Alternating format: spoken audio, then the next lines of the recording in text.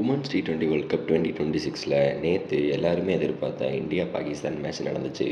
ஆனால் கடைசியில் அது ஒரு இன்ட்ரெஸ்டிங் மேட்சாக இல்லாமல் இந்தியா டாமினன்ட் மேட்சாக மாறிடுச்சு.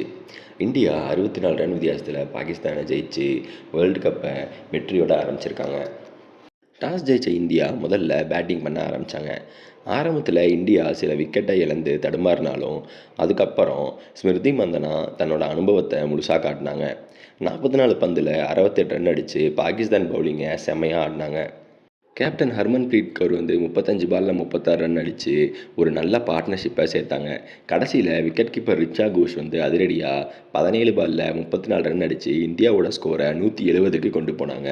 171 ரன் அப்படிங்கிற டார்கெட்டை துரத்தி ஆடின பாகிஸ்தான் ஸ்டார்டிங்கில் நல்லா தான் விளையாண்டாங்க.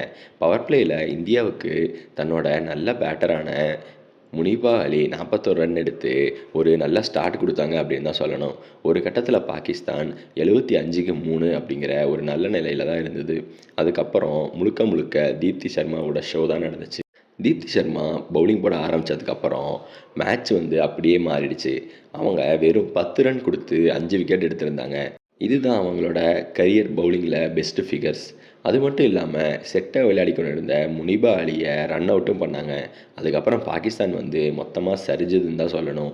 73க்கு 3ங்கிற இடத்துல இருந்து 106க்கு ஆல் அவுட் ஆகிட்டாங்க. இந்தியா அவ்வளோ ரன் அடிச்சிருந்தாலும் கடைசியாக நல்ல பவுலிங் போட்டு ப்ரெஷர் ஹேண்டில் பண்ணி ஈஸியாக மேட்சை ஜெயிச்சிட்டாங்க.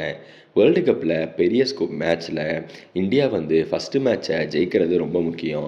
இதனால் பாயிண்ட்ஸில் மட்டும் இல்லாமல் நெட் ரன் ரேட்லேயும் இந்தியா நல்ல லீடு வாங்கியிருக்கு இந்த மேட்ச்னால். இந்தியா பாகிஸ்தான் எப்போவுமே எட்ஜ்பாஸ்டன் மைதானத்தில் அவ்வளோ கூட்டம் வந்திருக்கும். இந்த டைம் குரூப் ஸ்டேஜில் அவ்வளோ பெரிய கூட்டம் வந்திருந்தது. 50 ஓவர் சாம்பியன்ஸான இந்தியா இந்த வேர்ல்டு கப்பில் ஒரு ஜெயிப்போம் அப்படிங்கிற ஒரு கனவோட நல்லா ஸ்டார்ட் பண்ணியிருக்காங்க. மந்தனாவோட பேட்டிங், ரிச்சா கோஷோட அதிரடி, தீப்தி சர்மாவோட ஒரு நல்ல பவுலிங், இது எல்லாமே சேர்த்து பாகிஸ்தானை மொத்தமாக முடிச்சு விட்டுருச்சு.